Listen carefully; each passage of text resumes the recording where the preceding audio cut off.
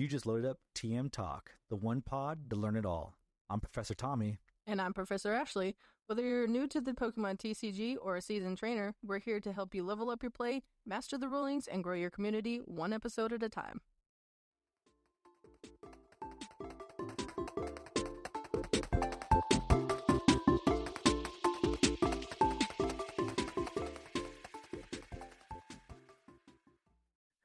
Hey, and welcome back to another episode of TM Talk. I am always Professor Tommy, and I am joined with my friend and co-host, Professor Ashley. And today we're going to talk about Gdańsk and Brisbane, two regionals in one weekend.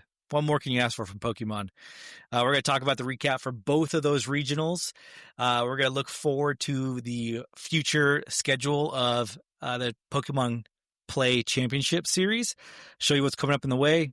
We're going to talk about some cool videos that are out there that somebody want to put out a PSA video for you TCG needs. And then also we're going to get some thoughts on the Phantasmal Flame Prerelease from Ashley's first person perspective. And then I'll keep you guys up to date with my preparations for Vegas Regional as well. So before we do all that, real quick, I want to give a great shout out to DPasula63 who commented on our last week's video. And he said, I would love to give my perspective as an ex Yu-Gi-Oh player coming into the game, getting to the competitive side, and even going through the judge process since I went through it in Yu-Gi-Oh 2. As for my predictions this weekend, I'm predicting people are going to respect Dragapult more. And so I think Guardy is going to dominate. So thank you, DPasula, for commenting on our episodes, and we would love to have you on one of our future episodes and get your perspective from coming over from another game to Pokemon and how that's different for you and all that kind of fun stuff. So we got to lock that down here, and it looks like we're going to have some time coming up in next month because the season does slow down a little bit. So if you want to be like DPasula and get your comments read on our episode, reach out to us on all of our socials, X, YouTube, Instagram, at TM Talk Podcast. You can also email us at tmtalkpodcast@gmail.com. We love hearing from you all, knowing what's going on with you all and what you guys think and how you guys see the game as it progresses. What's your favorite Pokemon or anything like that? We love to hear from you and talk about what you guys have to say. So appreciate all that. Please, as always, subscribe, like, comment, all the things that you can do on those socials as you listen to our podcast. We are on YouTube, we are on Spotify, and we are on Amazon. So please check us out there. Subscribe. Tell your friends. Have them subscribe. Tell your friends' friends and your friends' parents. Have them subscribe too. The more the merrier. They should all get their Pokemon intake for at least once a day. So as we move on with that, let's talk about some of the cool stuff that's out there today on the Pokemon social media world. Like I like to say, right, our Pokemon community is very vocal about different topics and aspects of the game. And a lot of the, how do I say it, like Pokemon influencers, top players that people know of and listen to quite often, like to give their take on a lot of different things. And this past week we had Tricky Jim, who's also known as Andrew Mahone. He is a competitive Pokemon TCG player. Really cool guy. Met him a couple times at different regionals I've been to, and really likes playing competitively, but he also does like he was the creator of Gym Leader Challenge, the GLC format, and is really a proponent for that and has bolstered it to where it is today. But as of late, he's been going into kind of like making a lot of videos about kind of like what's going on in Pokemon TCG. And he recently made a video that everybody's calling Sleevegate, right? So he's talking about all these new sleeve companies that have been popping up lately. I believe he did specifically FCBC, Element, and Top Gear, I believe is the name of the sleeve brand. So I'm sorry if I'm wrong on that, but check it out. His video's on YouTube. It's about a 10-minute video. And really what he's doing is just kind of saying like, he was getting suspicious about all these sleeve brands that are coming out, all kind of look almost identical. The boxes look kind of similar. The sleeves look like the same colors and stuff like that. And then there's like weird wording on the boxes saying like manufactured and engineered in Canada, produced in China, and stuff like that. So he did his own investigative journalism there and found out that pretty much all these competitors have been sourcing their sleeves from one manufacturer in China. And that manufacturer also has a presence on Alibaba. So if you feel lucky and you like to go put your information out on Alibaba to go order some things, you could definitely order these sleeves, probably the same quality, same color, all like that for a really fraction of the price of what these companies are selling them for. So, and interesting enough, he did reach out to those companies, try to get their feedback from that. And some came back with positive responses and tried to kind of state their claim about why they are or why they say what they say, and kind of like how they set themselves apart from their competitors. But there was a few kind of came back with some nasty comments. So kind of just a PSA message for you, and I like to think of it as he just asked, do you know where your sleeves come from? So I thought that was pretty interesting. Ashley, did you get a chance to see this video? What are your thoughts on what Tricky had to say? So I haven't actually seen the video, but I have seen a lot of people talking about it on X. Like I've seen some of the positive, some of the negative about it. So I feel like I can't really give my whole opinion on it, on the whole thing, but just as somebody who has kind of like an entrepreneurial spirit and tries to do things, it really doesn't surprise me that they're all from the same manufacturer, because if you think about it, a lot of things here, especially in the States, are outsourced from somewhere else. So everything has to come from somewhere. Whenever I started looking into like clothing and stuff, that was the Alibaba was one place where people told me to go look. Hey, this is where we go. This is how we outsource it. So, I mean, it really doesn't surprise me that a lot of these sleeves are still manufactured from the same place. And there's absolutely nothing wrong with it. It just goes to show you that sometimes one name can be the same as something else. So just be aware of what you're actually paying for. You don't always have to pay the extra money for just the brand name. Yeah, for sure. And great point you made there, right? Like as an entrepreneur, especially in America, right? Like we have a lot of imports that come in from other countries. And really, I mean, if you scour YouTube or Facebook or any kind of social media and you look up like side hustle or something like that, there's always a video you're going to find about, oh, this is a way how you can make extra money on Shopify by creating this account and making it link directly to another just straight manufacturer account. So anybody puts an order to your account on Shopify, it automatically creates an order for you to this other company, and then they just straight ship it to that client that hits you up on Shopify. You can mark it up however you want, and you make a profit off of that. So like it's a hustle. It's a hustle like anything else. I think making TCG sleeves is a great market to get into, right? If you have some capital and you can afford it and get some product and slap a name brand on there, get some people who are supporting your brand and putting it out there, and people buy them, why not? Like Dragon Shield started in the same way. I think for me though, and I think what Andrew tried to put out in his video was that, just making sure that you're honest and transparent about your product. Don't say that you have some like all this kind of creative freedom and like you designed a special sleeve when it's not really a special sleeve. Like anybody can get it.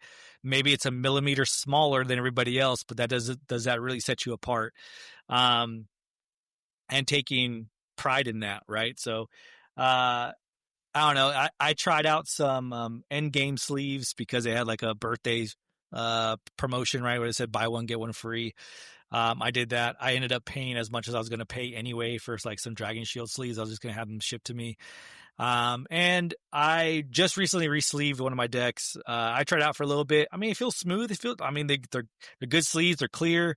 They feel like of decent quality and things like that. So I'm not like saying like they're horrible sleeves or anything, but just kind of like you said, right? Be aware of where your stuff comes from. I think that's something that we take we take for granted here in America. It's kind of like, oh, we just, as you said, like buy the name brand and just kind of go your way, and that's fine. Like sometimes when you buy a product, there's so many different competitors out there that sell the same thing. Sometimes it's not about really the product itself, but the brand, what it stands for, what you feel the connection to with them. So buy whatever you like to buy. I don't think you're gonna go wrong with any type of sleeve. And just by trying them, you'll figure out what you like, what you don't like. If you don't like the feel of them, the way they shuffle, if they wear out too easily, so on and so forth. But yeah, like, hey, if you're trying to be a baller on a budget, do know those hacks though, and you know that you can get out there at Alibaba. If you like those sleeves, you could probably get them for a little bit cheaper, so on and so forth. So, but it was cool. I like to see some of that stuff. I know Andrew put out a couple other videos as well, with more controversial topics that we won't get into here. So also take whatever anybody puts out there on social media with a grain of salt, because it's kind of hard to cover all your bases, research all the things, and give you all the facts. So definitely take that in, do your own research, and figure out what you like to do. So I'll get off my soapbox, and that's my spiel of this thing. So yeah, that's kind of what caught my attention this week. Besides that, I just kind of took a week off from Pokemon this past weekend. I'm trying to get ready for Vegas. I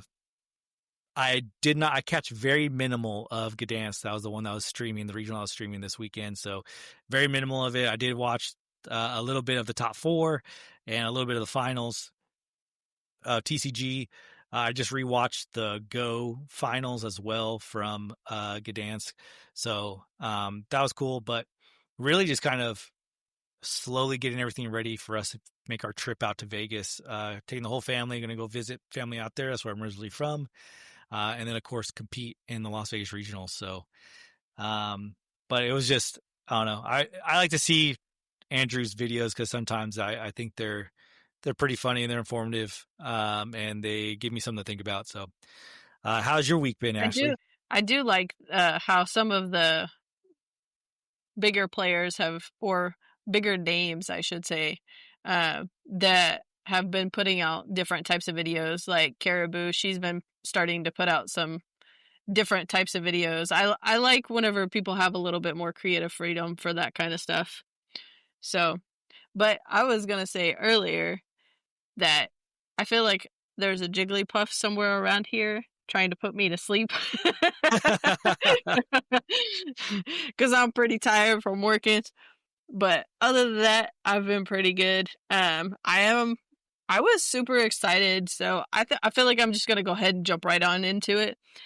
So me and a couple of the other players from here, we drove out of town and we went to a Phantasmal Flames pre-release this past weekend. Super, super fun. I absolutely love going to pre-releases. They're like one of my favorite formats because I feel like everybody, even if you're a really good player, everybody's pretty much on the same playing field because unless you've really researched these cards beforehand, you don't know what they do. Like everybody's like, okay, let me read your card. How do I play this deck? And the fun of it is you typically get one of 4 different decks. They each have their own promo. I happened to get the perfect one, the one that I wanted to pull, which was the Cerulege deck. Absolutely fire. I love that deck. Oh my goodness, it was so much fun. So mine was super fun. And the decks, like, they were pretty well put together. I got multiple Lily's Determinations, Hilda's, and then the Fire Breathers in mine. I know some people got Lily's, the Hilda's, and the Dawns. So, like, these decks actually had some really good competitive cards that are going to be competitively relevant. And I had so much fun with it. But I ended up getting second place in the tournament. I pulled a couple cool cards. I pulled the Piplup Illustration Rare, which was a super, super cute card. I absolutely love it. And one of the kiddo's moms reached out to me and she said, "Hey, so Piplup is one of my favorite Pokemon. Would you be willing to trade this?" So I'm going to end up trading that to her because I always like being able to share favorite Pokemon with everybody. But I mean, I had so much fun. I love pre-releases. They are absolutely fun to go to, and you can get some really cool cards. You get to see them before everybody else. There was something else I was gonna say, and my brain said, "Oh, yeah, it just shut off, guys." So not only is there a Jigglypuff, there's gotta be a Hypno or A somebody, Drowsy around something there. around Just, here. you got a Drowsy, an Abracadabra out there just getting you. Yeah, they're getting me. That's all right. Well, I'm glad you had fun at the pre-release. It sounds like they're pretty cool. What I heard is that these building battle kits are a little bit different. Where they're the only 4 decks were exactly the same as each other. Where previously there's like some variances inside those decks when they built them out. So cool that you got the ones you really wanted, which is the Ceruledge. That's awesome. And like to know that there's actually like a lot of competitive worthy cards in there is pretty awesome too, because it really makes you going worth your while, right? Like the last thing you want to do is go pay the money for the pre-release and then you get like a bunch of just bulk cards that they put through together. So cool to see the Pokemon's kind of putting some more thought into the deck building of these things and giving you another way to find those cards you're looking for to make them not so expensive, because that was the one thing that we had with like Lily's Determination. And now we're seeing with Arven is that these basic art supporters and trainer cards are becoming so expensive because they have not released enough of them. They're hard to get your hands on, and everybody needs at least 4 of them to play into almost any deck. So yeah, I'm glad I opened up as much Scarlet and Violet base set as I did to find all my Arvens. And I hogged them all. I was like, ha ha ha. Now I am on a gold mine of Arvens. No, but they're all in mine and my kids' decks. That I have 7 decks put together at any one time. So I am always out. I'm always out of Arvens. Yeah. I know. So I feel like you can never have enough Arvens. Like, yeah. I've gone through so many, and I've given so many to the kids that needed them for their decks, or just you guys who needed extra ones. And it's so funny because I've been going through a bunch of my bulk trying to get it sorted for different reasons, and I can still find Arvens. So I must have opened a ton of the early sets. Yeah, I there was a time where I had problems finding Iono for the longest time, and then all of a sudden, Really? like when she came out in the prize packs, it's like I got a ton of them. I was like, okay, cool. I guess I'm good now. And then Arven slowly started disappearing, and I realized, wait, my kids have like 14 decks that they don't ever play. I'm like, you guys are gonna start recycling these cards. I'm done trying to figure out where all these cards are, and you guys have them all just kind of collecting dust somewhere. So it's fun. But enough about our bulk woes and trying to build these decks out. Earlier last week, we had a message from one of our listeners about, wanting to know about regional preparation, what you should do for out of town regionals. So I want to share my story a little bit about how I'm preparing for Vegas, which is, it's a little different for me because I'm going to a place where I have family that I can stay at. So like trying to lock on lodging and all that kind of stuff is not an issue for me here at this moment. So I appreciate that, because that's really like one of the biggest hurdles is when you try to go somewhere, they usually open the registration about 2 months before the actual event starts. You have to register, and then like you're worrying about the whole time. Okay, am I going to register? And then right when registration opens, you go ahead and click through, and you get your spot, you pay for it, and you're like, all right, cool. And now it's like, okay, cool, I'm going to this regional. Now you're like, oh crap, now I gotta lock on where I'm going to stay at this regional. How long am I going to be there? So it's really up to you about doing that pre-planning for regional and trying to figure out, okay, how long do I want to be there? Am I just going to do this just for the regional and leave? Do I want to make make this a trip? Maybe is this in conjunction with, is this regional happening in a place that I wanted to visit? I want to go check out. Let me go sightsee a little bit as well.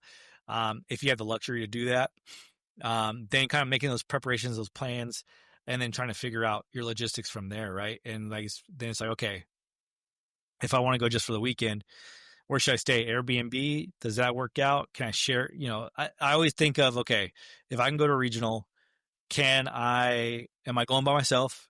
Am I sharing with a group? If a group is coming, is it cheaper for us to just split an Airbnb? Do we like try to lock on hotel rooms and try to like, you know, figure that whole mess out about who's bunking with who, stuff like that. For me, because I have a family, and I usually at the very bare minimum, my oldest daughter comes with me because she likes to compete as well. So like sharing rooms and hotels and things like that is probably not going to happen. But like Airbnbs and things like that worked out quite well for us previously. So just kind of like doing the backwards planning, right? I think your planning for the regional starts that day. You get the, hey, yep, you registered and you are going to X regional. And you really got to start locking all your stuff there. The sooner you can do it, of course, the cheaper it's probably going to be for you. The easier, the less stressful it's going to be, instead of waiting till like 1 or 2 weeks before the regional. So that's like my 2 cents on that. Like, and then also in between all that, figuring out where you're going to stay and what you're going to do and how long you're going to be there. You got to figure out what you're going to play. And that's been like my biggest hurdle so far, is figuring out what to play for this regional. I am still not decided, which I am literally almost a week away from walking through the doors at the Las Vegas Convention Center and sitting down to play at the regional. And I still don't know what I'm going to play. So I've narrowed it down to 3 decks. Charizard, Goldengos, Moonrock, and Zoroark. So trying to figure out which of those 3 do I like best, which one do I think is going to be in the best meta, things like that. So I don't know. It's sometimes you can get into your own head. I can get into my own head too and keep going back and forth about, well, I feel the most comfortable with this deck. However, is this the best play? You know, is this, you know, how do my matchups look? Does it look horrible and things like that? And so I have to kind of remind myself a lot too, is like, look, you're playing with 2,000 people. Even if the meta is 15% your worst matchup, maybe you'll run into it once or twice, statistically, right? Mm-hmm. Maybe you'll run into it once or twice, or you could have most horrible luck like I do and you run into it 9 times in a row, all 9 rounds. But I'm saying statistically for most people, right? You maybe see it once or twice. And that's in day 1. And then as you move up to day 2, if it's a good deck that you may run into, like let's say for Charizard, for example, a bad matchup is Dragapult Dusknoir. So do I believe Dragapult Dusknoir is going to be that high of a meta share? That maybe I see it once or twice on day 1, and then day 2, because of its conversion rate, I may see it a lot more because, you know, just the field gets smaller and things like that. So, and as always, if we give the advice here on the channel, sorry, I was looking for the right word, that play what you feel comfortable with, play what you know, right? So maybe you don't have the best matchups and everything, but you feel the most confident with a single deck that you've been playing. Play that, because that way you know your lines, you know your outs, you know what you're supposed to do in most matchups anyway. You're always going to run into something that maybe you never played against before, or maybe you never thought of seeing before, or even like, whoa, I didn't even know these 2 cards work together, you know? So that's always going to be a possibility, but you can never, unless you do this for a living and this is your life, you can never be 100% prepared to say, oh yeah, I'm taking this deck because this is the best meta call for what's going to happen, and I am the most prepared. I played 8 hours a day every single day with this single deck. So I gotta remind myself of that too sometimes. This is my 3rd regional I'm going to out of and I've gone to 2 other regionals and an NAIC. So and I gotta stop putting the pressure on myself to do well. Like I want to do well, but I need to remember that doing well comes with having fun. And Yes. yeah, and just feeling good about what I'm playing. So, that's my TED talk about getting ready for regionals. I'm sure we could do a whole episode just on preparing for regionals and things like that, which we probably will in the future. So keep a lookout on that episode if that's interests you. Ashley, any pro tips you have about getting ready for regionals? Anything you could help me with to make sure I remember as I get on my journey here? First and foremost, don't forget your deck. Make sure you have your deck and your play Good mat point. and your dice. Good everything point. else beyond that, you can pretty much fly by the seat of your pants. You can make it up. You can always But, buy underwear at Walmart. You can never buy your deck at Walmart. Exactly. Because then it would be a whole big thing. You'd have to go in on Friday. Yes, there are vendors there. Yes, there are players there that could help you. So if you are ever in that predicament where you forget your deck or you left like 2 cards at home and you just need to go around to all the vendors, go check them, go ask players. There are a lot of players that will more than welcome. They're more than happy to help you. But one thing that I did want to say is, just like you were saying, play a deck that you feel comfortable with. And even if you know that that you have bad matchups, like for me in particular, like at NAIC, I had been playing Gardevoir for a while. And this was around the time that Grimmsnarl was a big thing. I knew it was going to be a big thing. Yes, Dark can hit me for weakness, but I still went to play Gardevoir at NAIC because I knew for me it was probably the best choice at that time. And I got lucky and I had absolutely no Grimmsnarl. So you can have that kind of luck where you don't hit your bad matchups. So if you're comfortable with playing Charizard, play Charizard. If you're happy playing Festival Lead, play Festival Lead. Like, play what you play what you're comfortable with, guys. And sometimes people go to the regionals and they just want to have fun. For me, there was one regional where I just wanted to play Blastoise. I didn't really care whether I did super well. Like, if I did well, yes, I would be ecstatic. But I just wanted to play Blastoise. Was it the best Battle Call? Absolutely not, because I hit so many Miraidons. But for me, it was fun because I got to play Blastoise. Play what you're comfortable with. Play what you want to. Think of the meta, but ultimately, it's your choice. So, just do it.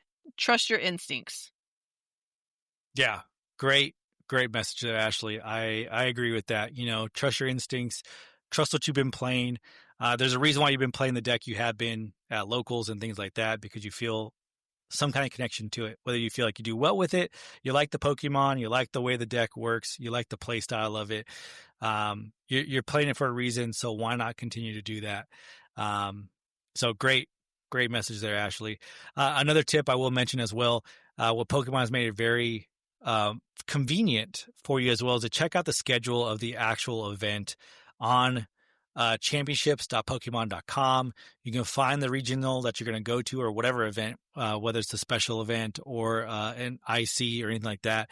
Go to championships.pokemon.com, find it, and then it'll have you actually go to the event website. So it'll actually go to the organizers website for that event, and they give you a breakdown of their schedule for the 3 days or 4 days, whatever it is. If it's an IC, it's 4 days.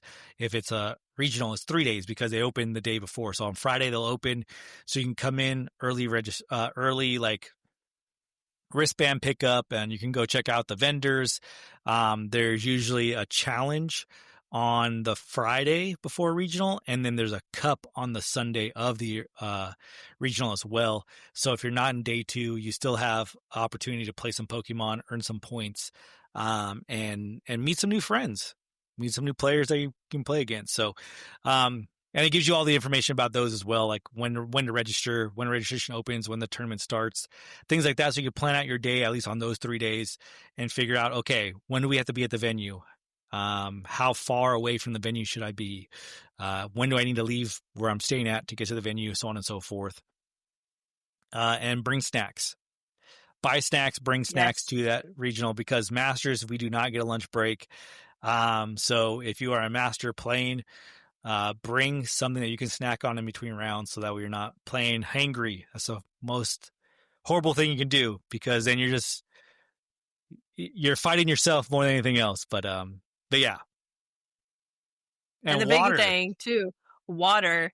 And if you don't want to take like a plastic water, most regionals in the convention centers, they have a place for you to fill up your water bottle. So bring whatever water bottle you want to and just fill it up throughout the day.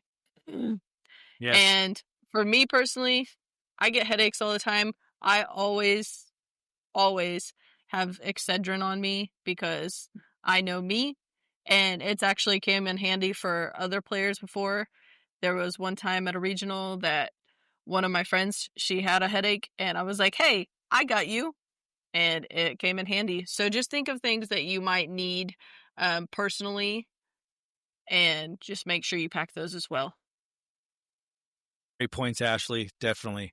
But enough about prepping for regionals at this point. I'm going to try to keep these words of wisdom in mind as I pack and get ready to go. I'll actually be out there a couple days before the regional. I'll be staying a week after as well. So if I'm not doing well, I can commiserate and get patted on my back by my wife and family.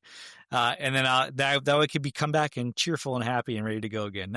But definitely we'll reiterate all this kind of stuff on our regional episode when we do that, and give you a whole bunch of knowledge and breakdowns from the whole process A to Z. So do that for you. So let's hop into these regionals that happened this past weekend, Gdańsk and Brisbane. So as we always do, we'll start off with Pokemon Go. Pokemon Go, the only regional that was being streamed was Gdansk. And I try to find some information out there about Gdansk. I did not get to watch all of it, but not really too much has popped up yet. But who did win Gdansk?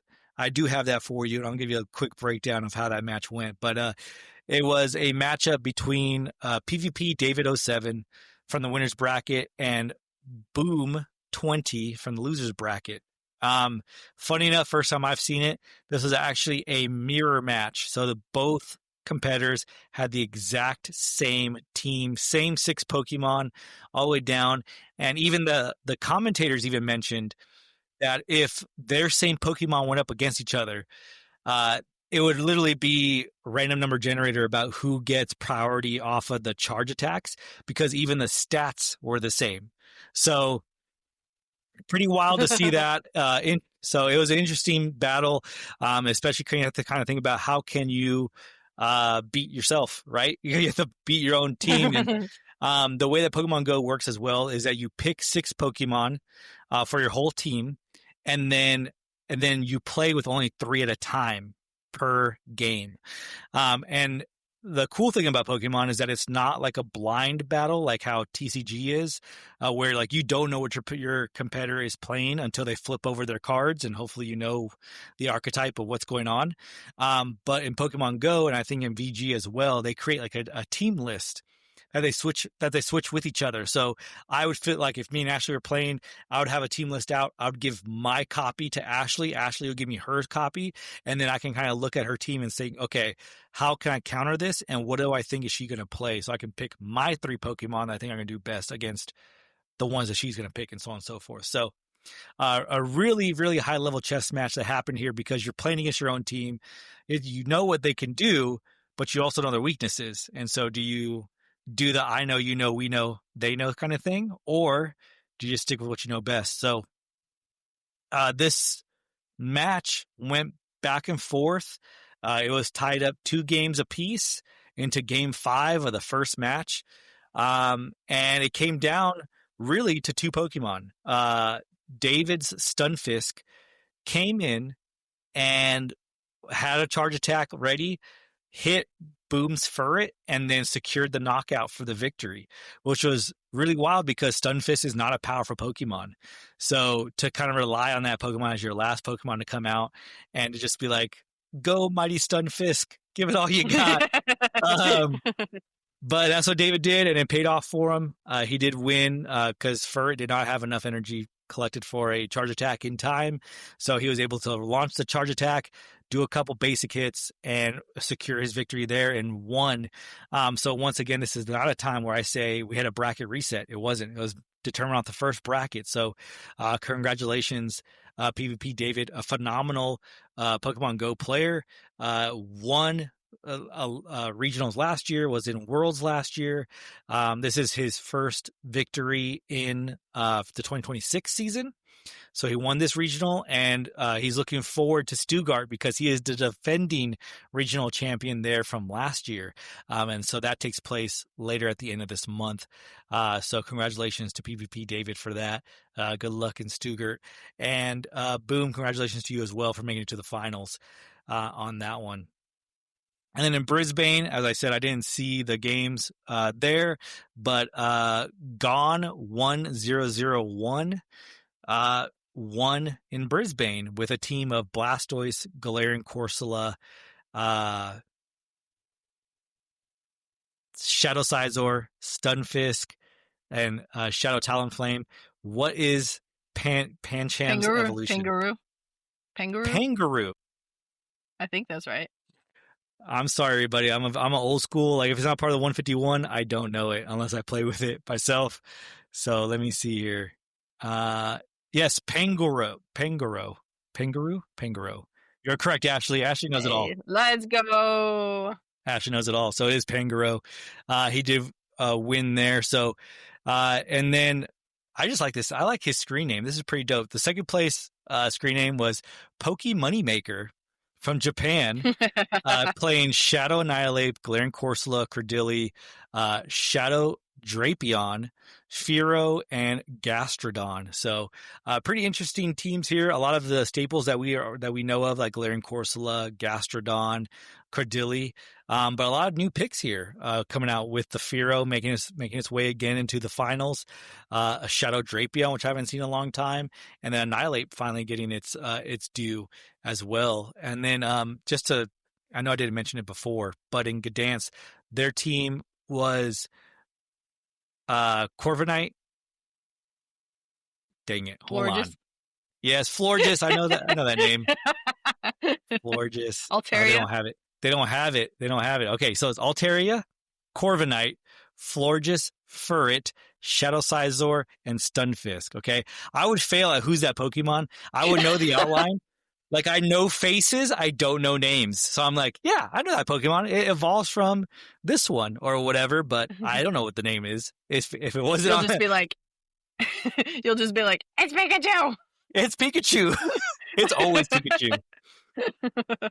But no, this is one of the things I enjoy about Pokemon Go is I get to learn about new Pokemon that I have not seen before, or maybe I've seen, but they haven't really been like a mainstay super in Pokemon big. Before. Yeah, super big for me to know about. So if it ain't Pikachu, I don't care. But but no, so but congratulations to everybody who competed in this past weekend in Gdańsk and Brisbane. And hopefully your Pokemon dreams came true. But congratulations especially to Gone 1001 and PvP David 7 for taking home their respective championships. And you have anything on Pokemon Go, Ashley, or do you want to jump straight into VG? I just want to say, like, it's funny that in Gdansk it was an absolute mirror match, and it was actually a few of the Pokemon that we haven't even been talking about. I feel like for the pretty much every single one that we've covered so far, it's pretty much been Galarian Corsola and Cradily, and this one was like absolutely, completely different, and I love it. I love the innovation. Still hilarious that there's a mirror match. And going off of that into VGC, ironically, in Gdansk, it was also a mirror match. Absolutely everything. Like, I had to double check everything. The Pokemon, their held items, their abilities, and their Terra types. Everything was absolutely mirror match. So it was crazy. So secret sauce. They're releasing the secret sauce too early. That's what's going on. Yeah, exactly. So for there, It was Incineroar, Volcarona, Basculegion, Alolan Ninetales, Blood Moon Ursaluna, and Rillaboom. Simone Sanvito and Theotime Massot, I think is how you say it. I apologize if I said the name wrong. But yeah, like I said, the first game, true mirror match, and even the same Pokemon that they sent out was mirrored. They both sent out Volcarona and Basculegion as their first starting Pokemon. But quickly, the victory was taken by Simone. So he's already down one. The second game, Theo decided to switch up his strategy a little bit and send out Incineroar and Volcarona instead. Unfortunately, it wasn't enough to get the win, and Simone takes it with a 2-0 sweep. So crazy that it was a mirror match, and it just kind of goes to show you, like, sometimes you can hit those mirror matches, and if you know exactly how to play against yourself, you're going to do well. And then in Brisbane, in first place, we had Kaito Ari with Kilowattrel, Ursaluna, the regular one, Amoonguss, Porygon 2, Gholdengo, and Incineroar. And then in second place, we had Yuya Tada with Pelipper, Basculegion, Archaludon, Blood Moon Ursaluna, Farigiraf, and Sinistcha. So we got to see a couple different Pokemon that I feel like we haven't really got to see. But still, some of the very popular ones like Incineroar and Blood Moon Ursaluna, they're still fighting their way up to the top. But I got to see a little bit of the finals in Gdansk. Unfortunately, Brisbane was not streamed, so I didn't get to see that. So all I have for that is pretty much just who got first and second. You got anything off of that? No, that's cool. I mean, once again, right, we had a mirror match in Gdansk. So people in Gdansk were releasing their teams way too early. For all these people to have the same team. No. But that's awesome. That's cool that so many people had the same, like, innovative ideas.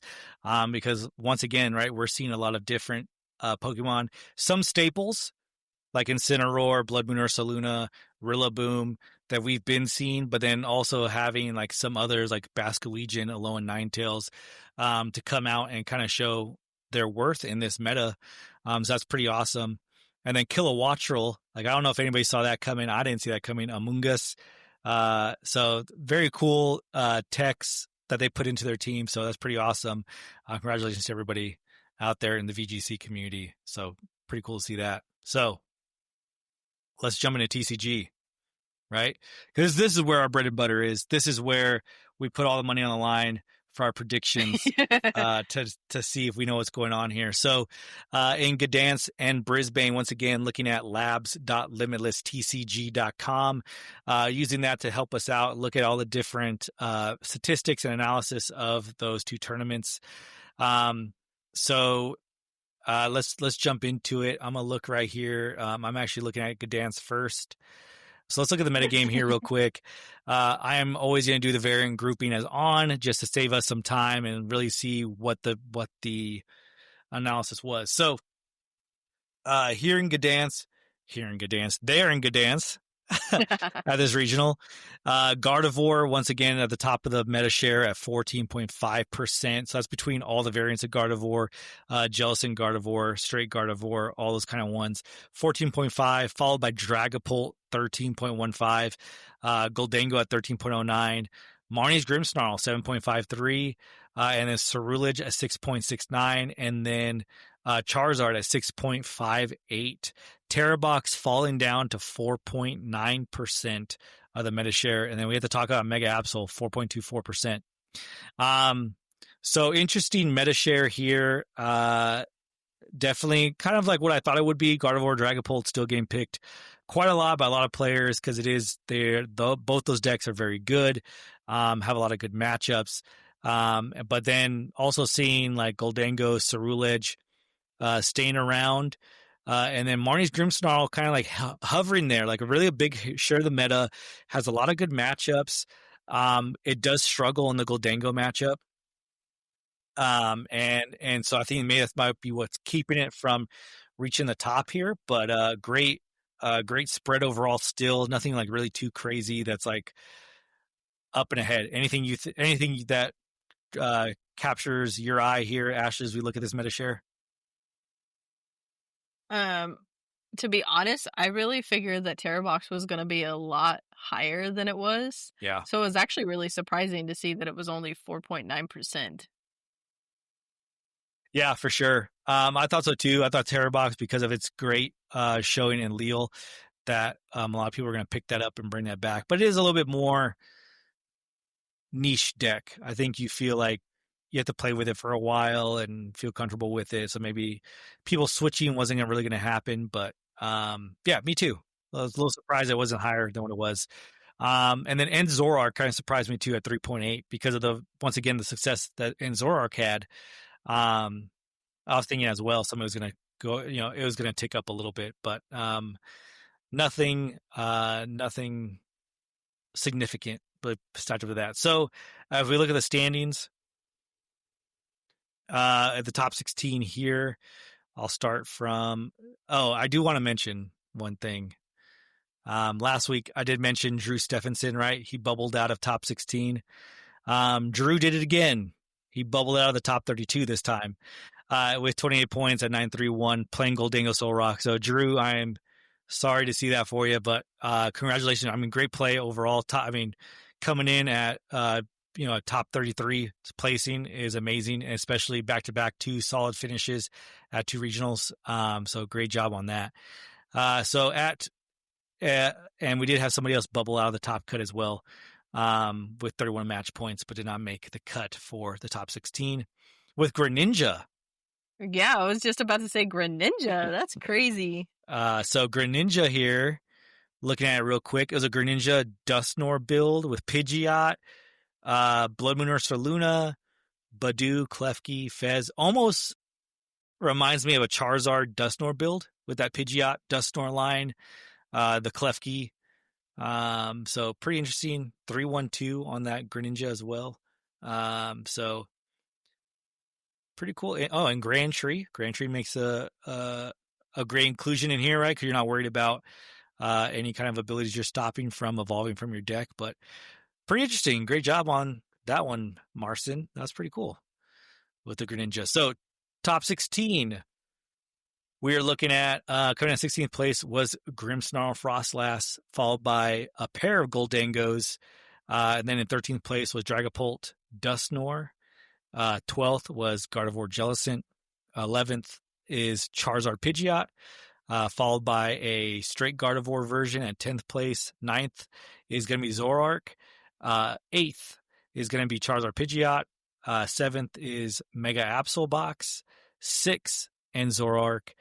5 is Flareon Noctowl.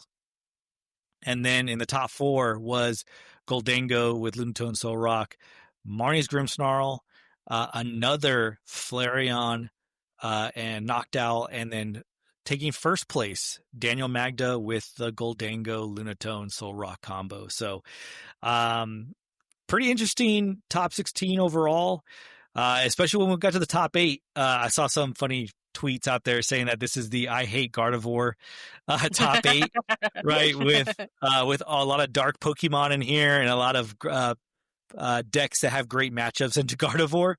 So I thought that was pretty funny. And then our friend Hermione, that I can never say your last name, did come in 8th place with Charizard Pidgeot once again, highest placing for the Charizard. So congratulations on that. And then another thing that sticks out to me, there is a Fernandez up here in the top 16 again. This time it's Gabriel's brother, Vinny playing the Zoroark. Playing the Zoroark. So congratulations to Vinny there. Is it the same deck list? I believe so. I think they're playing the same. I would think that they play the same. Oh, actually, he took out the Hoopa EX for the Mega Absol EX. He did. So that is, and then so playing Janine's Secret Art with that Absol for the energy acceleration and the Xerxes machinations in there as well to do a little hand disruption action going on there, and the Hero's Cape. So pretty cool build out of this Zoroark. Interesting tech inclusion there for the Mega Absol. Definitely comes into play with the 2 Monkey Dories that are out there. Also the Poison you can get with the Petron EX, all that kind of fun stuff. So pretty cool deck list out there from Vinny.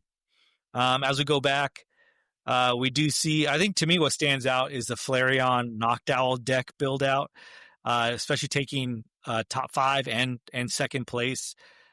So that's a pretty cool list inclusion there. Nothing really too wild on here.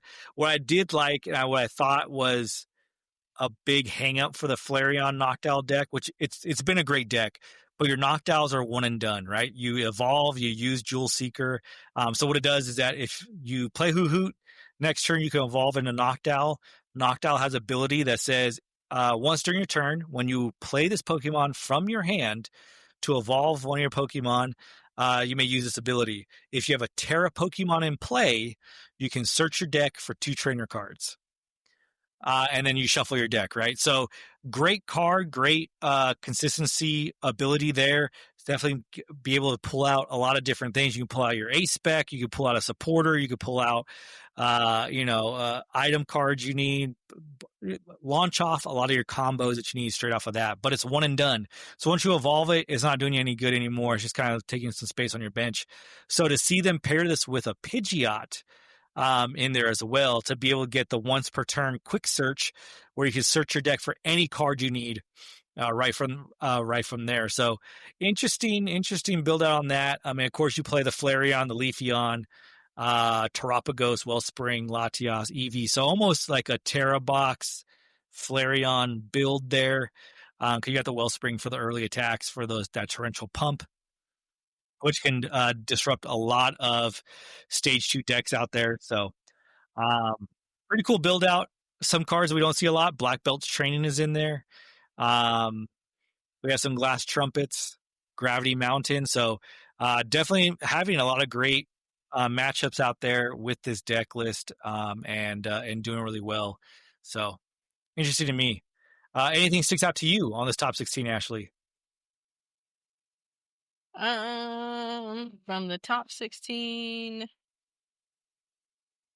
nothing really like stood out to me, I feel like.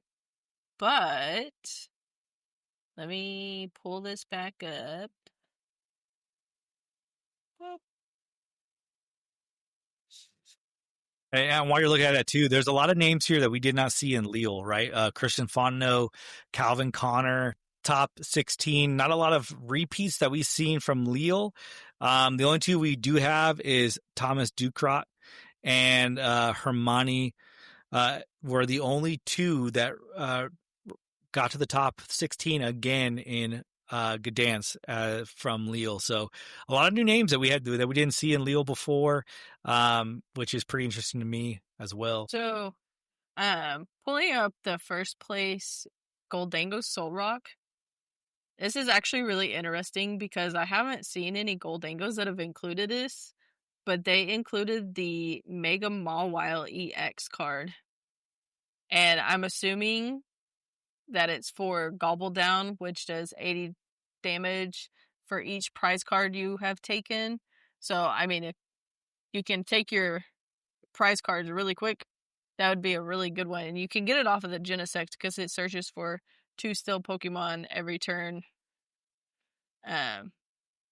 So I thought that was very interesting. And they also included Picnic Basket, which you don't really see a whole lot of, but sometimes that 30 HP that it can heal from, let's see, yeah, 30 damage from each Pokemon, both yours and your opponent's.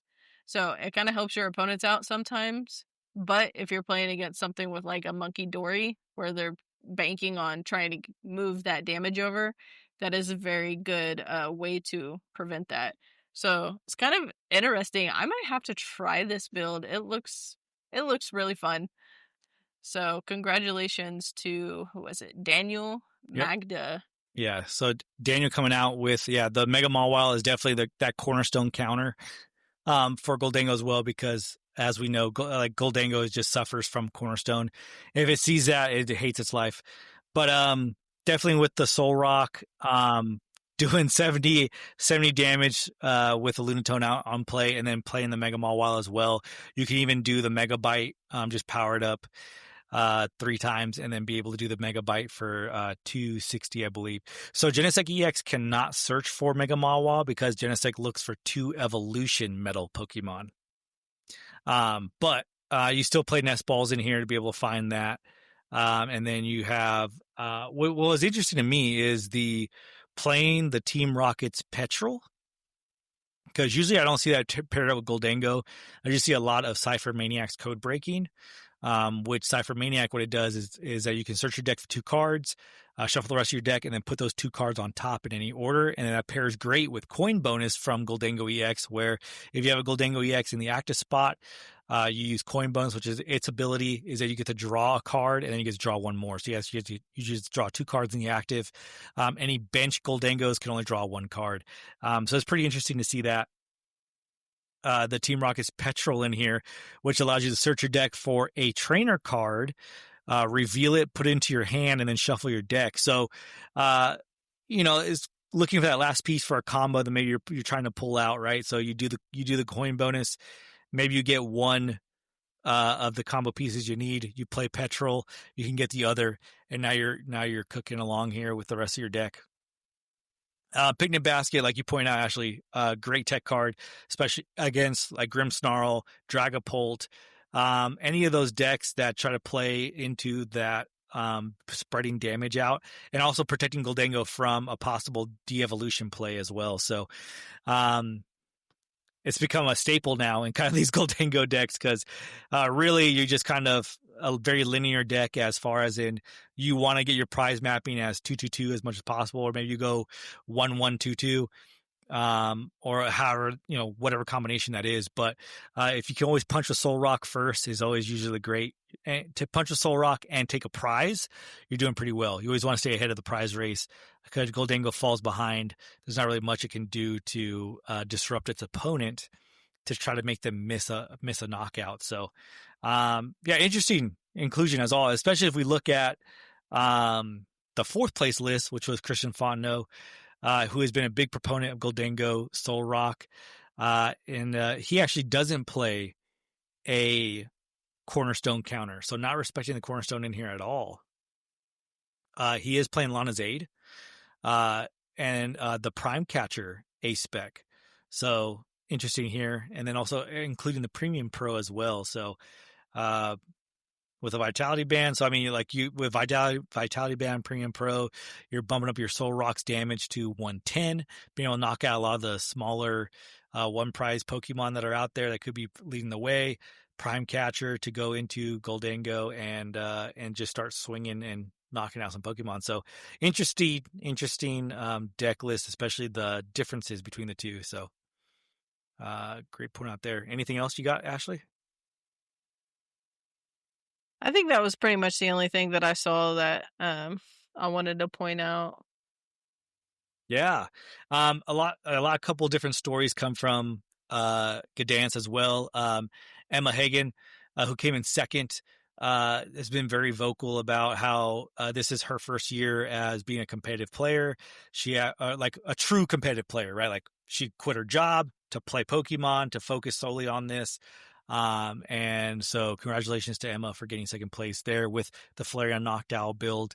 Very, very great play all throughout to get to that standing. And then another story too was a lot of people were commenting on the top 4 matchup with Keto, or actually top 8 matchup between Keto Arai and Emma Hagen, was that a lot of people were complaining about how long Keto was actually taking to play Mega Absol Box. And there, I was even noticing it as I was watching the game, the stream on live. I was like, what is happening? How is this guy able to take so much time for his turn to think and to decide what cards he's going to take? And nothing was said. So a lot of people were kind of like, how is this possible? Why aren't the judges saying anything? Emma did come out and say, hey, Keto did ask me beforehand if he could take extra time. I had no problem with it. I play fast anyway. And they really, honestly, they weren't in any problem of like reaching like time for the match. they still have plenty of time to play overall. So I'm glad that she was able to come out and just kind of defend Keto a little bit, let people know that, hey, there's something going on in the background, right? That Keto asked, hey, can I take a little bit extra time to think about my turns? Are you okay with that? And she gave him the privilege to do so, and cleared it with the judges. So that's why there wasn't anything called on that. So calm down your Keto hate. For those of you out there, he, just trying to figure out the best way to play that out, play Mega Absol box out there. So, all right. I do. So, I do. I was curious, since you said you kind of saw on stream a little bit, was he playing with English cards or was he playing with Japanese cards? Yes. So, did you happen to notice? Yes, he is playing with English cards because it's actually the regional that you play in. You have to play with the cards that are in the language of the area that you play in. So for a regional, since he was in Europe, he could play with any European cards or English cards. He could not play with Japanese cards. So little quick fact: the only time the only time you can play with like any kind of language, I believe, are at internationals and worlds. Yeah. allow you to play with any cards language that are out there, but you cannot.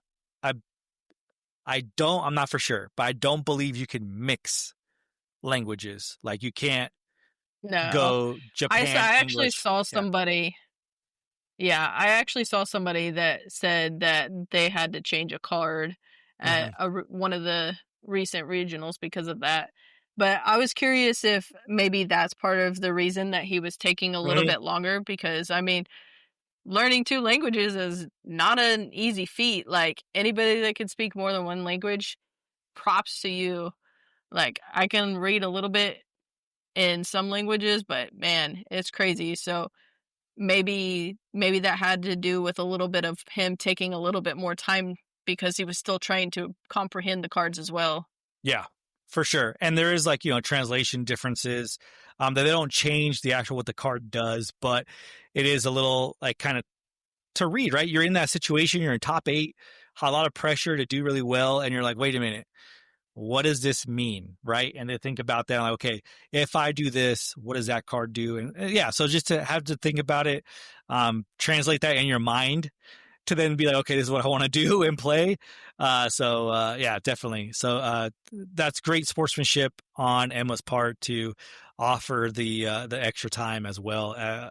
So that's pretty cool. So let's move on to Brisbane, right? So looking at Brisbane here on Limitless TCG on their labs section. Let's look at the metagame. And let's get that variant grouping on. Gardevoir, once again, at 16.9% of the meta share in Brisbane, followed by Dragapult, 12.3%, then Gholdengo at 9.5%, Charizard at 8.7%, Marnie's Grimmsnarl, 6.8%, Ceruledge, 6.5%, Mega Absol, 5.3%, and Terrabox at 4.2%. So a little bit of the same that we saw in Gdansk, right? We saw Gardevoir and Dragapult and Gholdengo top 3. And then after that kind of like switches up with Charizard, Grimmsnarl, Ceruledge, Mega Absol, and Terrabox. So any thoughts on the differences of metas here between the 2 tournaments, Ashley? Not really. It really doesn't surprise me. I mean, the top deck is still played. Gardevoir, Dragapult, that is no surprise there. So, I like to see that people are still playing Ceruledge, though. Yeah, it's cool. And like between all those top decks, like really, there's only like a difference of like 20 or less players playing that deck from the other one above it, as we move down, and it just gets closer from there. Between Ceruledge and Marnie's Grimmsnarl, it's a difference of 2 players, which is pretty wild, to think about that. So, all right, so let's move on. Let's look at the standings here of Brisbane. So the standings here, looking at the top, there was only, I believe, 617 players. So I think the tournament actually ended up in a top 8, not a top 16 cut, like an asymmetrical top 16. But we'll still look at the top 16 decks here in Brisbane. We'll see at 16. So a big story from Brisbane and something that I forgot about, and I should have mentioned last week, is the Japanese invasion of Brisbane. A lot of times when these Oceania tournaments happen in Australia, a lot of players from Japan actually come and compete because it's actually easier for them. And I say that let me explain this. It's easier for them to qualify for Worlds if they win a regional outside of Japan than staying in the Japan tournament structure. It's very different the way that they qualify for Worlds. So this just gives them another way to qualify for that. If they're able to win a regional, they automatically get their ticket punched to Worlds. But then also the points that they get from these regionals help them out when they go back to Japan as well. So a lot of Japanese players showed up for this regional here in Brisbane. So starting off at 16th was Guldango, Solrock Lunatone, followed by Gardevoir, then Gardevoir Jellicent, Mega Absol, Grimmsnarl Frostlass, Dragapult Dusknoir, and then Charizard running out at 10th place. Coming in at 9th was Brent Tonneson with Dragapult Dusknoir. And then we go into Mega Absol Box, Charizard in 6th, Dragapult Dusknoir in 5th, Guldango Lunatone in 4th, Charizard again in 3rd place, Dragapult Dusknoir in 2nd, and coming in 1st place is Mega Absol Box by Ryuki Okada. If you follow the competitive TCG scene, you would recognize Ryuki's name. He's a really, really well-known player in Japan, has been to Worlds, has done phenomenal in the Japan circuit, and every time he comes over to any of the regionals outside of Japan, he's always a threat to be reckoned with as well.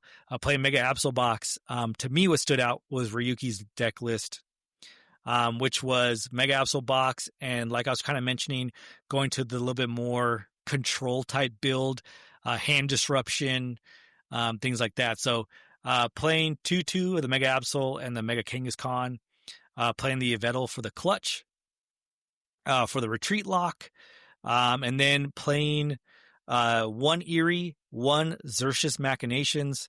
So that definitely hand disrupt his opponent there with the Mega Absol, with the Claw of Darkness, which is 200 damage, and you get to look at your opponent's hand and discard 1 card you find there. So really just taking away a lot of the key elements of your opponent's hand structure there with Mega Absol, Eerie, Xerxes Machinations, which is if you play Xerxes Machinations, your opponent has to discard their hand until they only have 3 cards in their hand. So it can be very devastating to like a Guldango player who can draw a lot of cards and is naturally holding on to a lot of cards in their hand. And then also playing Enhanced Hammer to deal with the Neo Upper Energy, I would assume, from Dragapult, or like Mist Energies. So that way Terminal Period can take effect, all those kind of things. So a little bit of different build than what we're used to seeing from Milwaukee, from the Mega Absol Box, but pretty cool. Any thoughts on this one, Ashley, or any thoughts over the top 16 in Brisbane in general?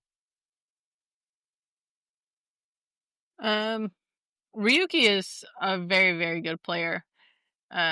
He has done really well. He played Dragapult for a while. He was actually the reason that I started playing Dragapult a long time ago. But Ryuki is a really good player. Congratulations to him. Man, it's crazy to see how many, like, I feel like we're going to cover this a little bit later, like we're almost there, but there's a lot of Mega Absol boxes in this top 9. Yeah, a lot of Japanese players come in with Mega Absol Box as well, so probably a test group that came together and said, yeah, I think this is the best deck that we can play. Not to say they weren't playing anything else, like there are Japanese players playing Dragapult Dusknoir, Gardevoir, Guldango, so I'm still playing the same decks that we would, but just a lot of concentration of Mega Absol Box out there for them, so yeah.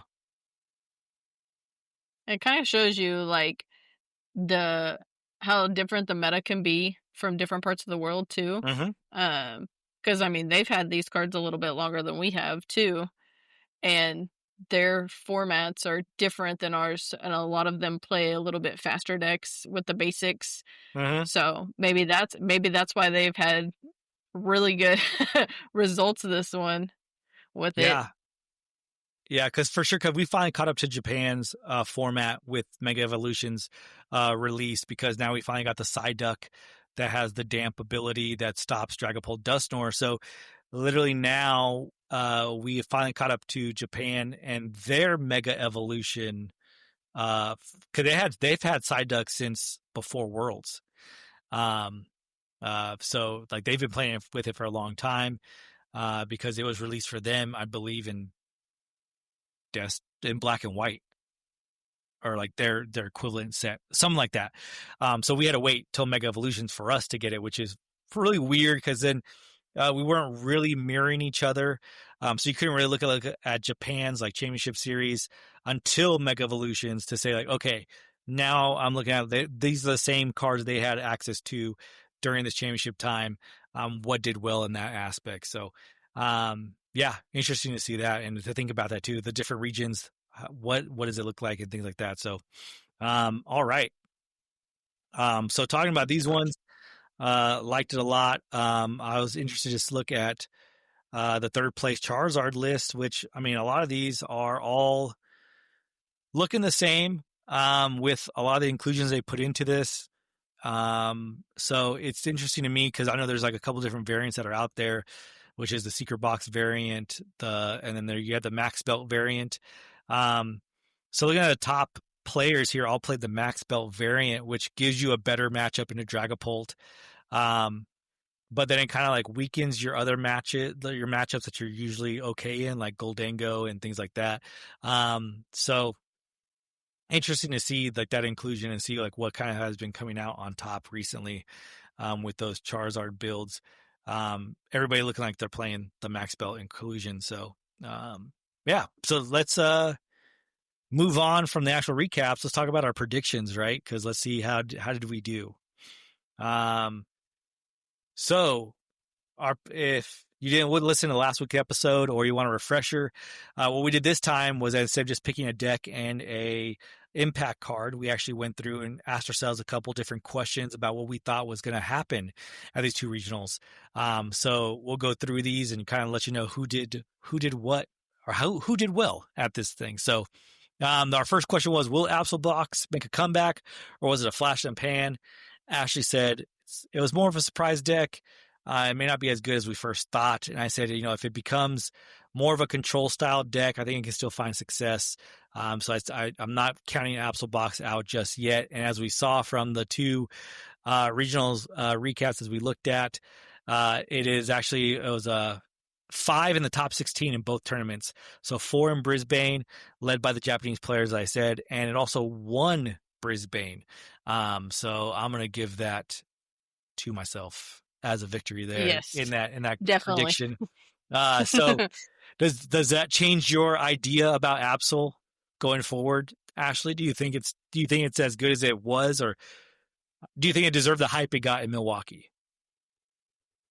I mean, part of the reason why I said it was more of a surprise was just because, like, I haven't personally really looked into the deck, so I didn't really understand, like, how to play it or, like, the matchups or anything. But, you did say that if it becomes more of a control style deck, and we definitely saw that become more of a control style deck. And, I mean, control always does really well against big decks, so I do think if they kind of stick to that build, I think it'll stick around for a while. Yeah, for sure. So I like to see what other innovations there are. If people are still going to tweak this deck a little bit, or is this the 60 that we're going to see going forward? So interesting to see that. So next question was, will Dragapult make it 2 in a row? Because Dragapult did win Lille. It was also a mirror match for the finals in Lille. So we were going to say, between the two regionals coming up, is Dragapult going to make it 2 in a row and win 2 in a row? Me and Ashley both said no, and our crystal ball was correct, even though it did come in second in Brisbane. But the best finish in Gdansk was 13, so it could not It could not seal the deal in Brisbane and make it 2 in a row for Dragapult, but close but no cigar. So I kind of figured with Gardevoir probably adjusting and adjusting their list not to be so turbo heavy and more respect Dragapult a little bit more by not relying so heavily on rare candy and things like that. That we weren't going to see Dragapult come back again, and it looks like we were correct on that. So, and I think that's going to be probably the build out currently. Even though Dragapult Dusknoir is still a great play, still out there, a valid deck, and I believe your deck has to respect that deck, that archetype, to make sure that if you want to do well in a regional, that's one of the ones that you have to kind of compare your deck against and say, what does my Dragapult matchup look like? So if you can respect it, respect the item lock as well, because there's nothing worse than playing an item heavy deck and just staring at that little stupid Badoo, just item locking you every single turn, just shutting down your deck. And that's pretty much what it does, so interesting to see that. So, any thoughts on Dragapult, Ashley? No, I don't really have anything. All right, so let's move on. How many top cut players from Lille were we going to see in Gdansk's top cut? Ashley said 3. I said 2. And 2 of them did hear me and made sure that they made it. Only 2 of them. They knocked everybody else out. So, like I mentioned earlier, Thomas Ducrot and Hermione were the 2 from Lille in the top 16 in the top cut there, and then made it into Gdansk's top cut as well. So, congratulations to those 2 players for phenomenal back-to-back finishes in regionals. Congratulations to me for saying the correct number. Congratulations to Tommy. Yeah, thanks. All right, so nothing really more else to talk about that one. Players to watch in Brisbane, we had to pick from 4, which was Brett Tonneson, Tim Franklin, Raul Reddy, and Natalie Miller. Ashley picked Brent as the one that's going to succeed out of those 4. I picked Raul, and Ashley was right in picking Brent, Mr. Worldwide. He came in 9th overall in Brisbane. Raul came in 63rd. Tim Franklin came in 60th, and then Natalie Miller came in 113. So, I don't want to it's not surprising to me. They're all in the top, 100 or so players. They're really good overall, but yet I think the Japan invasion kind of kept them from being able to do make higher placement as they were. I'm sure they weren't expecting the explosion of Mega Absol as it was as it came to be in Brisbane as well. So congratulations to Ashley on that one. Brent Tonneson coming in 9th, making that top cut. So all right, so now we're going to move into how well do we know our Pokemon archetypes? And what we asked ourselves was combined between the 2 top 16s of both regionals, how many of each archetype were there going to be? We start off with Guardy. Ashley said 4. I said 5. So we did the 4 more, or we did the over under. So whoever said the higher number, if it was higher than that, they win. Whoever said the lower number, if it was lower than that, they would win that. So Guardy actually was exactly 4 Guardies between the 2 top 16 tournament. So Ashley got that one, and it was split 2-2. I did ask you when you picked 4. I said, you want to split that 2-2? And it was split 2-2 between the 2 tournaments. So congratulations on that one. Dragapult, Ashley said 7. I said 6. The actual result was 5, so I took that one. I said 6 or less. It was actually 5 total for Dragapult in the top 16. Charizard, Ashley said 4. I said 3, and there's actually 5 Charizards between the 2 top 16 tournaments altogether. So Ashley, knowing the fire lizard, how many there are going to be, congratulations, Ashley. And then we got Enzorark. Ashley said 3. I said 4. I believed in Enzorark, but nobody else did. There was only 2 in the top 16 for both tournaments, so Ashley won that one as well. And then Terrabox. Ashley said 6. I said 5. The result is 0. There were 0 Terrabox in the top 16 for both tournaments. But since I said 5 or less, I win on that one. That was like the most surprising one. Yeah. And the reason why I picked such a high count of Terravox was because in that part of the world, it seems like they've been playing Terravox a lot. So I felt like it was a good choice. But had it been Flareon box, maybe it might have been different for us. But Yeah. You got it because you were still closer to 0. So congratulations to you. Thanks for that. So now, were you keeping score at home? Did you keep track of who won what and how many? Because here we go. We're gonna let you know who came out on top in our predictions. So I got a total of 5 right. Ashley got a total of 5 right. It's a tie between the two of us. Yeah, so interesting enough, I think our if Dragapult's going to be 2 in a row, saved us both from being eliminated there because we both got that question correct. So fun times being had, but sometimes when you play Pokemon TCG, sometimes you win, sometimes you lose, and sometimes you tie. Sometimes it's a tie. Sometimes a tie. So congratulations, Ashley. Good job on your predictions. Congratulations to you as well, Tommy. Thank you. I think with these predictions that we're actually making a case for ourselves to be like, hey, we know what's going on. we kind of know what we're talking about. We're hip. We're with it. Like what's up. So that's cool. So yeah, there was a tie there. And that's pretty much it. All I have to talk about with the regionals from Gdańsk and Brisbane. Any last words on those, Ashley?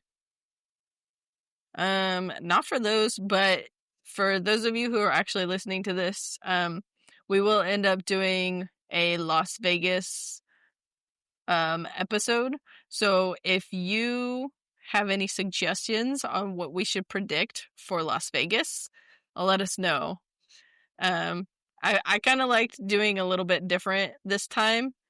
So maybe we should kind of switch it up a little bit again and do something different for the Las Vegas one. I think it'll be fun. Yeah, for sure. I think so too. I like doing it this way. I like picking some of these questions. So if you have questions that you think that we could ask each other for our predictions or anything that you want to kind of help us break this tie now that we have, we'd like to hear it. Reach out to us at tmtalkpodcast@gmail.com. Reach out to us you can comment on any of the episodes that we have in Amazon, Spotify, and on YouTube. Definitely make sure you hit that like button, hit that subscribe button, hit all the buttons, do all the things on all those, everywhere there. And then on X, Instagram, and on YouTube as well at TM Talk Podcast. Find us out there. Let us know what you think. The upcoming schedules for regionals and special events is, as Ashley mentioned, is going to be Las Vegas coming up November 14th through the 16th. Buenos Aires Pokemon Special Championship is also going to go on during that weekend of the 15th and 16th. And then after that, we have our first international of the season, which is going to be the Latin America International Championships coming from Brazil, Rio de Janeiro. It's going to be November 21st to the 23rd.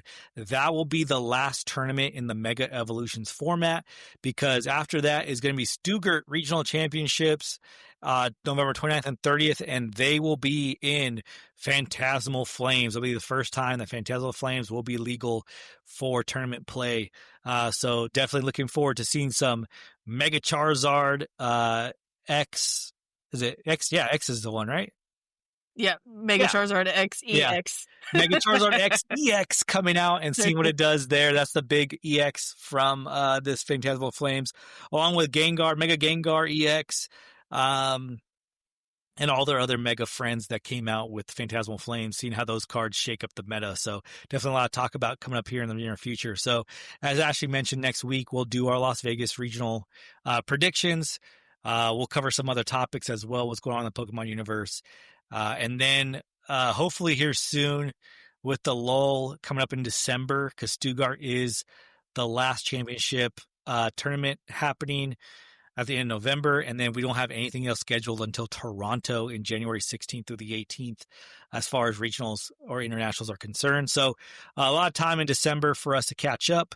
It's going to be some holiday schedules, but hopefully we can kind of shake things up with some of our episodes and include some more things that you guys wanted to see, like doing some interviews for sure, having some fun topics that we can play and do, all that kind of fun stuff. So I'm looking forward to all that. Ashley, do you have any final thoughts or words for our listeners?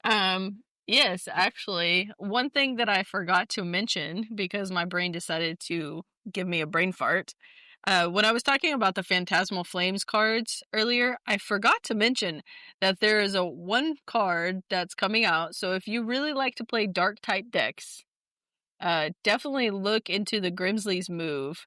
That card is gonna be so amazing.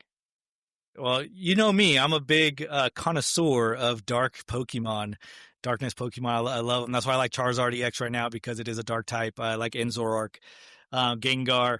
But yeah, I did. So I was watching Azul's stream and he was actually playing with those cards on TCG Live, how everybody's crying about how they're out there. Well, he's like, hey, I'm going to take advantage.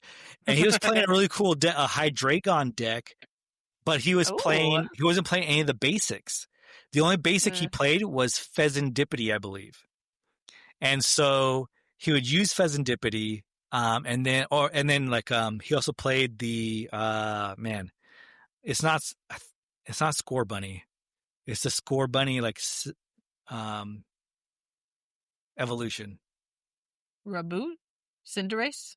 Cinderace, thank you. So there's a Cinderace that comes out that says if you have this Pokemon in your hand when you set up, you can put it in your active spot. And it's a one prizer, and I think what it does is that you can attach energies with his attack or something like that. But you can use that, and then you can like start searching out, looking for that Grimsley's supporter card, and you could like start stacking your deck, putting Pokemon wherever you want, and then like there's some combos that are out there, so you can pretty much draw out Hydreigon and don't even have to evolve it, and you just play it blop right on your bench because of Grimsley's. Because it says you can put any dark Pokemon you find in the top 4, I think, cards, or maybe top 7 cards. Yeah, it's the top 7. Top 7, any dark Pokemon onto your bench. So it does not say basic, any dark Pokemon. So any dark Pokemon you want to put in your deck, you can do that with Grimsley's. I'm looking forward to that. Definitely going to try to see if I can cook up some madness with that one. Playing the whole entourage of dark Pokemon out there. Charizard, I'll play. Actually, well, Charizard won't be that well because you can't power it up if you play it straight to your bench. But you know, true. we got some others. So definitely some fun times to play with that. So very cool. Thanks for bringing that up. I forgot about that. Yep. It was really cool because the player that I was playing, they had the Crocodile deck.